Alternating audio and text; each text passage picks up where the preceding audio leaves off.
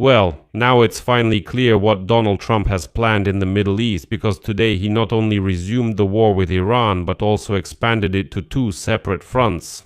In the past 24 hours, Donald Trump has done four things that individually seem like just episodes, but together form a single strategy. He officially notified Congress that the US is once again at war with Iran, which gives him 60 days to wage war without any approval from lawmakers. He announced a total naval blockade of Iran, meaning the American fleet will stop any ship going to or from Iran under any flag, and force may be used against those who do not comply. He vowed to destroy a mountain in Iran, the mountain above that bunker under 600 meters of granite, where Iranian uranium is believed to be hidden. And most importantly, something that has hardly been mentioned in recent days. Trump gave the green light to Saudi Arabia to bomb Yemen, and today he is receiving the Prime Minister of neighboring Iraq in the Oval Office, where, by the way, there are militias ready to fight Iran. This is no longer just a war with the Islamic Republic of Iran, it's a complete restructuring of the entire region. What about Yemen and Iraq? They are becoming new fronts.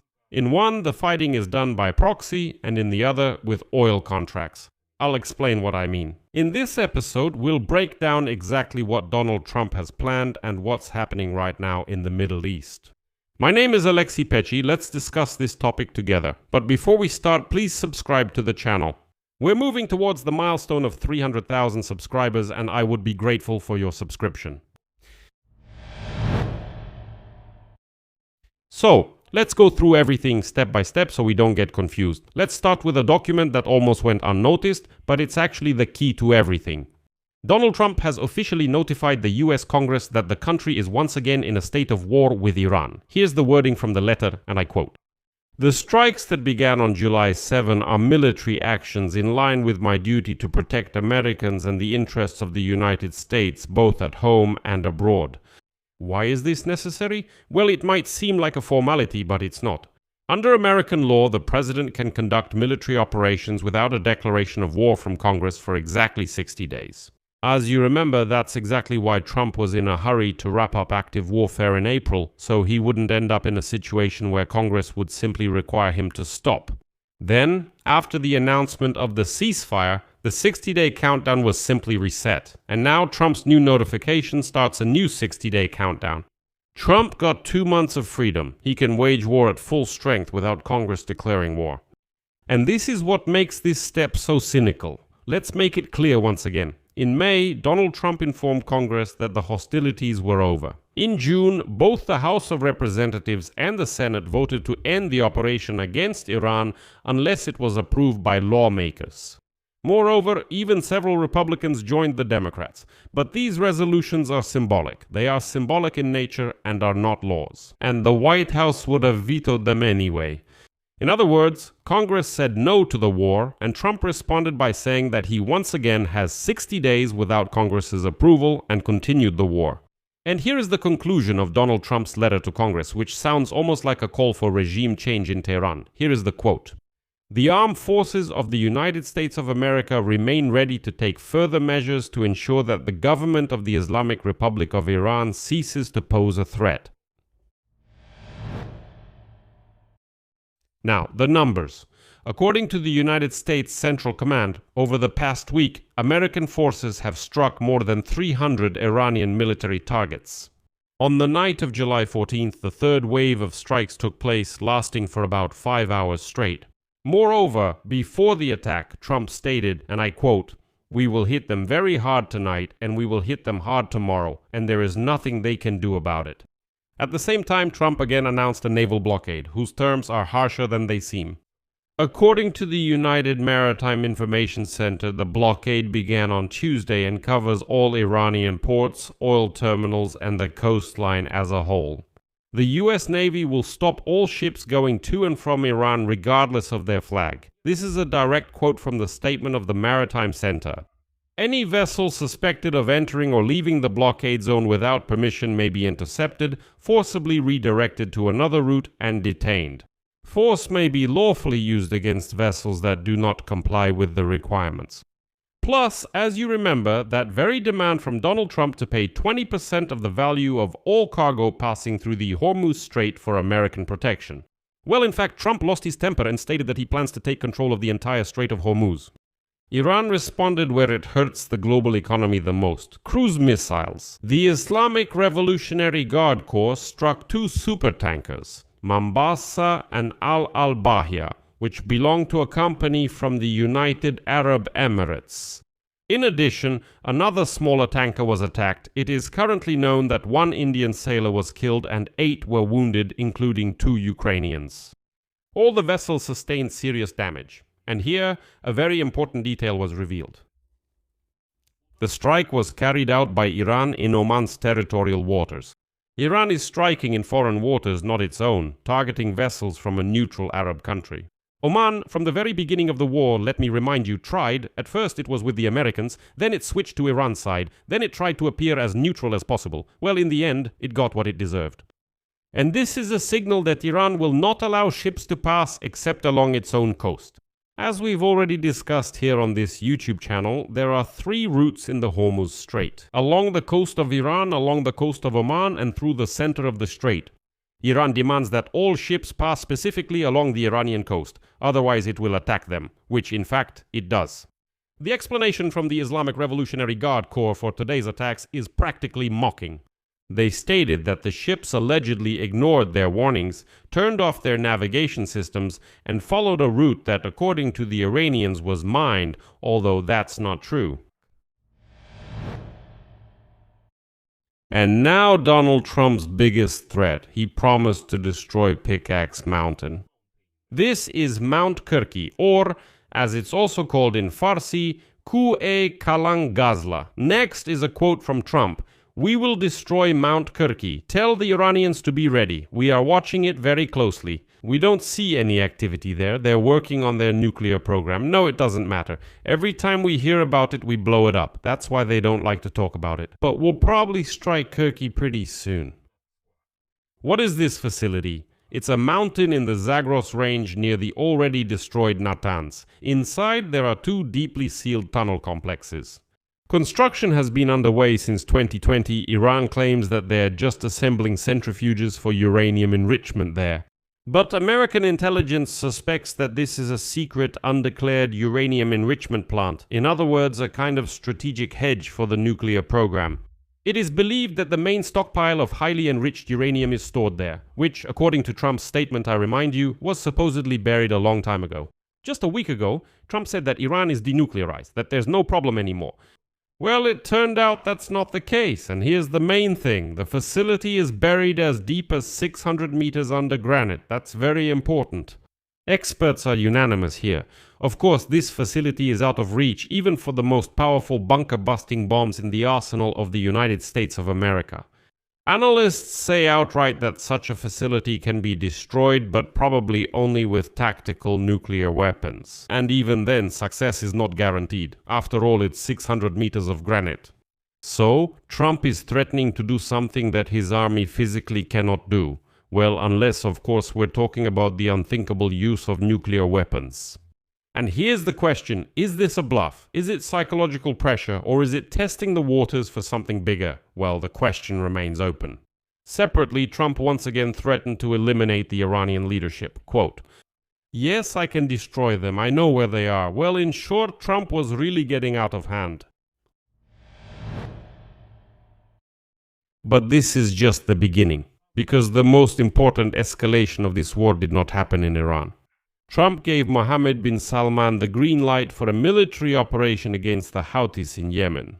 Let me remind you, last week Saudi Arabia informed the United States of America about its concerns and asked for support for possible strikes since Iran wanted to break the Saudi blockade in Yemen. On Thursday, the Saudi Arabian ambassador met with U.S. Secretary of State Marco Rubio, and already on Friday, Marco Rubio spoke with the head of the Saudi Arabian Ministry of Foreign Affairs, Prince Faisal.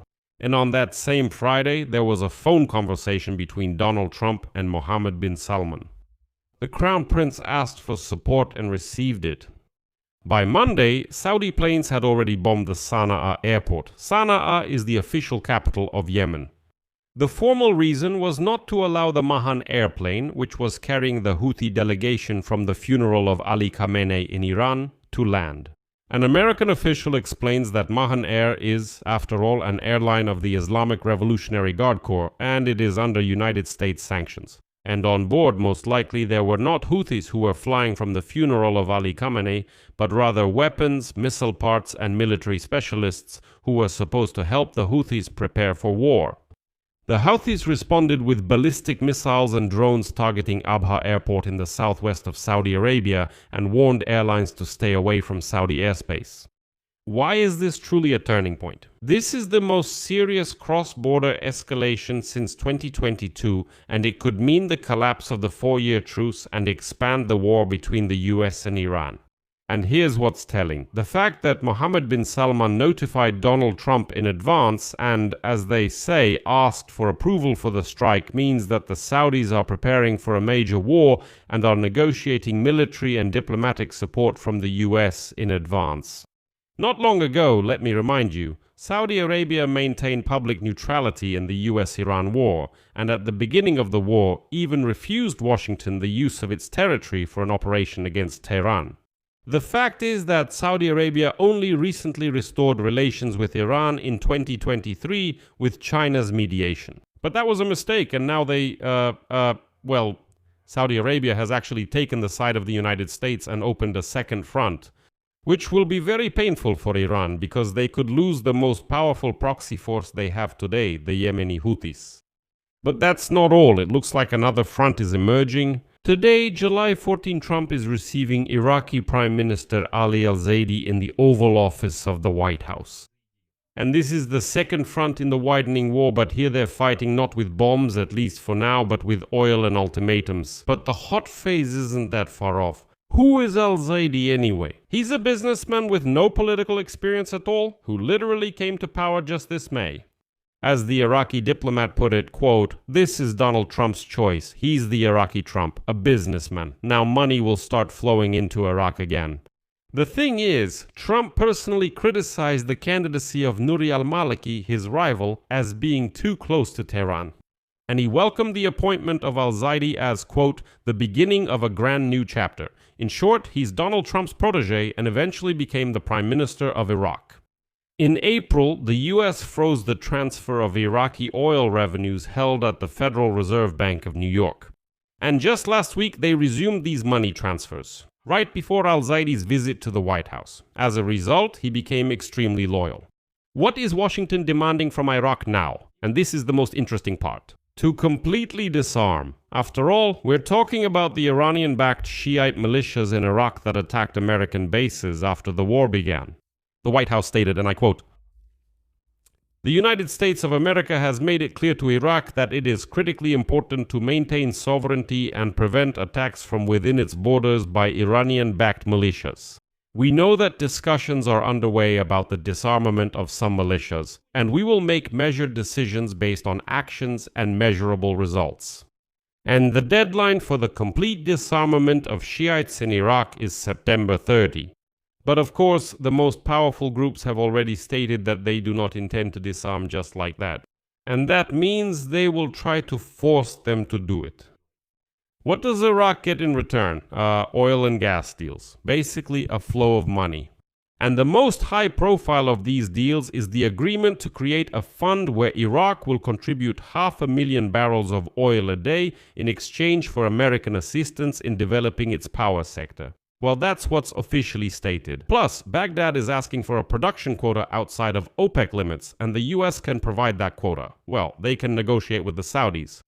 Donald Trump's logic is crystal clear. Iraq lost huge revenues because of the closure of the Hormuz Strait. The Gulf is its only access to the sea. Washington is offering alternative export routes in exchange for the disarmament of Iranian proxies that are in Iraq.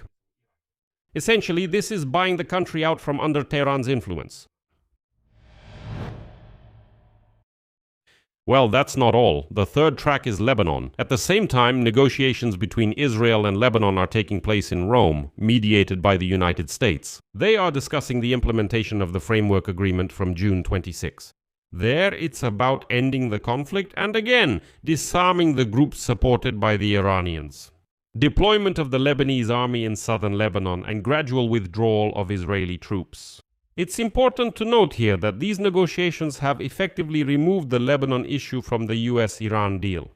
And here, if you put all this together, Donald Trump's strategy becomes quite obvious. Trump has planned a complete dismantling of the Iranian network across the whole region, not just inside Iran itself. Inside Iran, the US Army is bombing military targets. In Yemen, Saudi Arabia is bombing the Houthis. In Iraq, the US is ready to invest large sums of money in exchange for the disarmament of Shiite militias, which Iran is currently unable to actively support. In Lebanon, there's an effort to force Hezbollah's disarmament. So there are these 4 points, 4 different methods, and one goal: to completely break down the Iranian axis of resistance. Of course, the risks in this strategy are enormous. And the militias in Iraq are not going to disarm. They will have to be fought. The Iraqi army will have to fight them. The Houthis can close the Bab el-Mandeb Strait and strangle Saudi Arabia because there will be nowhere to export oil. Hezbollah completely rejects disarmament in Lebanon. But this mountain, Kirki, in Iran, cannot be destroyed by anything except nuclear weapons. And that's exactly where Iran's nuclear program is hidden.